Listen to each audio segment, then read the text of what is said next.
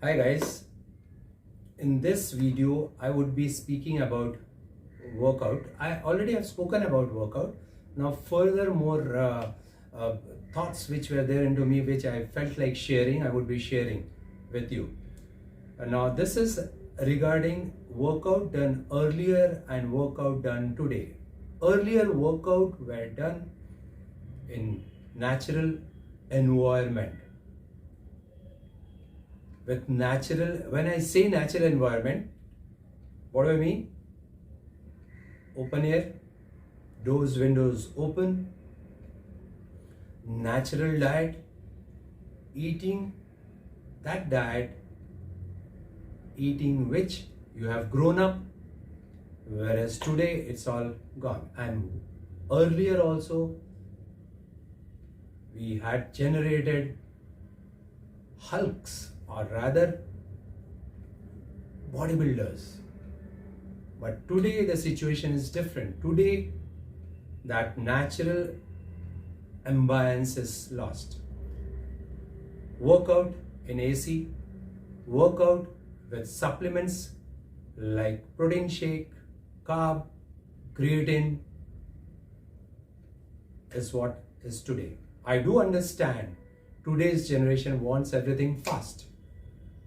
It's technical world. When you're talking about technicality, yes, you need it today. But is that technicality applicable to your biological system also? $1 million question. Now the same thing I've tried to put in my thoughts regarding this. See whether you are convinced or not. And if convinced, then please, I would like to share it, like you to share it with your colleagues. All right. So what I have done is I have taken creatine as my first issue, then carb, then protein, and then air condition, AC. All right. So creatine, just see what I have done. Now I have put in chemistry, lots of chemistry into it, but please no fear. I have tried to make it as conducive, as users friendly as possible. So please don't get into these order I'm going to present now, thinking that, oh God, I'm so weak in chemistry, so I won't be able to understand. No, it's not that way. Please try to understand. I've made it very easy.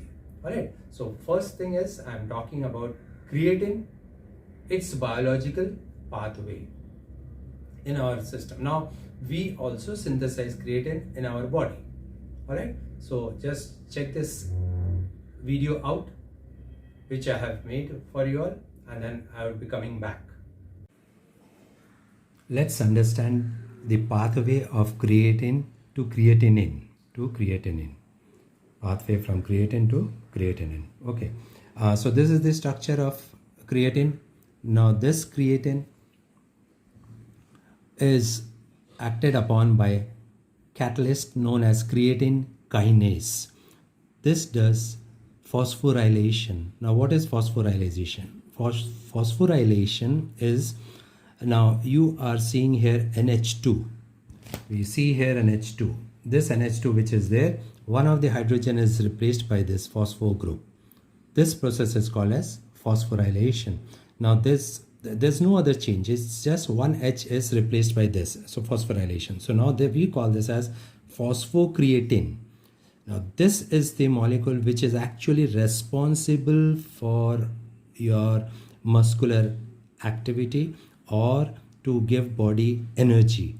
All right. And we find this in skeletal muscles. All right. And also around let's say around 95% in skeletal muscle and 5% in brain.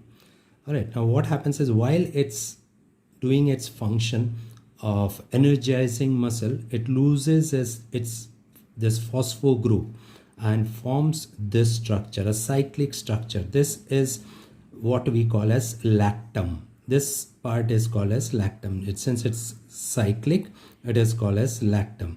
Now it forms a lactam. Now this lactam is known as creatinine. Obviously we call it as metabolite of creatine. Now once this has formed, now this has to be thrown out of the body. Now, who does the job? Kidney does the job. So it's thrown out by kidney in urine, and this is the quantity per day, and then it all depends also on age. All right. Now, suppose there is some problem in kidney, then this creatinine accumulates in blood, and in blood this is the normal quantity that we normally have in blood. But if quantity exceeds more than this, then there is some problem in kidney, so that we normally check in blood report. All right, so this is the process that happens in our body with respect to creatine. Now, having understood creatine's biological pathway, now next is, let's understand which are the parts or other organs of body involved in synthesis of creatine, and what are the chemicals, basically natural chemicals involved in synthesis of creatine. In synthesis of creatine, three organs of body are involved, that is kidney, liver and pancreas. Now this creatine is and it also requires three components, natural amino acids, that is arginine, methionine and glycine. Arginine, methionine and glycine. All right. Now why? Now see, if you check out arginine, I have dotted with green. This is the part which is picked up from arginine in creatine. So this is the structure of creatine. Now if you check out this part is entirely taken from arginine. And then methionine, in methionine it's the methyl part. The methyl part which is there, this is the methyl part which has been taken from methionine. And glycine, if you see, basically it's the backbone. This is the glycine part which it has taken from glycine. So combination of these three and combination of three organs synthesizes creatine. This is the natural way of our body to synthesize creatine. Obviously, once we have understood the biological pathway and what are the organs involved in synthesis of creatine, what are the natural chemicals involved in synthesis of creatine, we would definitely like to know how the supplements are synthesized. All right, now please see this carefully, and you would understand why I'm pinpointing at these. Creatine monohydrate is synthetically made using sarcosin. What is sarcosin? Sarcosin is, see, this is glycine. If you just cover this up, NH2CH2COOH is glycine. Just you methylate it, so it is N-methylglycine, which is known as sarcosin. Sarcosin, fine, no problem. It is reacted with cyanamide. Now cyanamide, it has got cyanide group over here and has modest toxicity. Now these both are treated under pressure at high temperature to get creatine monohydrate. Now that's fine. This is one of the process by which creatine is synthesized. Now it is fine. But are we sure that in product there is not even a little bit of cyanamide left? Because that has modest toxicity. That is yet another matter of concern. Okay guys, now let's revisit the structure of creatine, and there are lots of mysteries which are to be disclosed. Right now, just see the structure, then I'll come back and then I'll conclude on creatine. All right. Creatine, the matter of concern. Why? Now let's understand it via structure. Now this is the structure of creatine. Now it has got C double bond NH, that is imine group. It has got tertiary nitrogen group. Now tertiary nitrogen, if you see ammonia has got nitrogen, has got 3 hydrogen. But in case of tertiary, what happens is all 3 hydrogen are replaced by some organic group. Now that's what you can check out over here. So this nitrogen, it is hydrogen is substituted by CH3 here. This side hydrogen is substituted by this group. This side hydrogen is substituted by this group. So this becomes tertiary amine or nitrogen. So what? Now tertiary amine has got strong capacity to get converted into an oxide, right? So this oxide, so it is prone to oxidation. Now this oxide of nitrogen is terribly toxic. All right, then again here we have got C double bond N, imine group. This imine group is highly unstable and this has tendency to polymerize.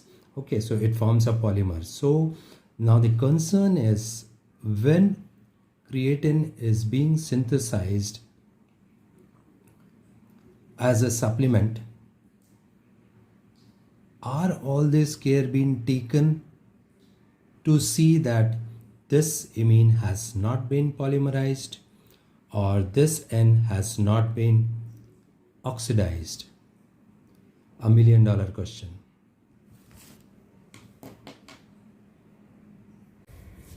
Okay guys, I shared my views regarding creatine.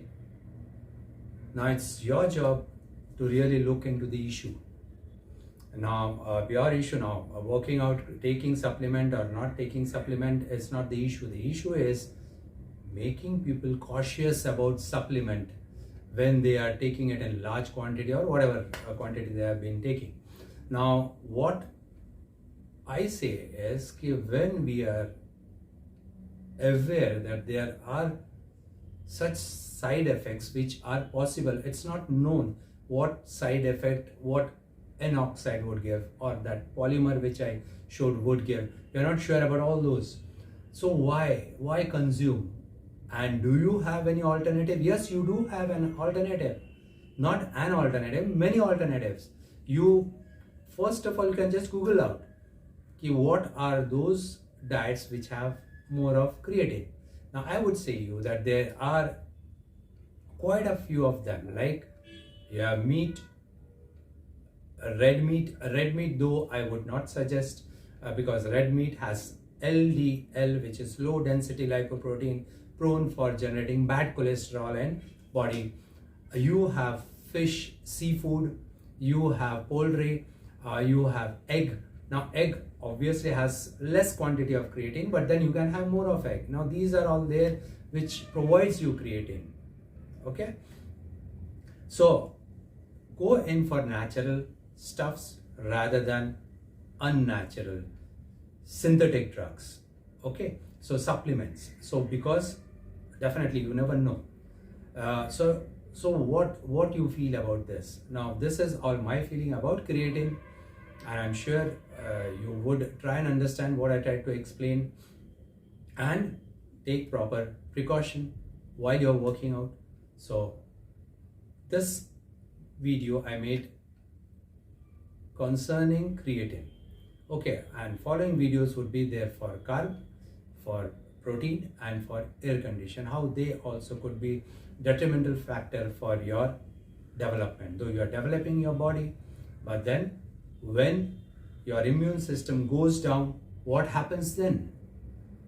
Which I've talked about in my earlier video. So you have got to be careful.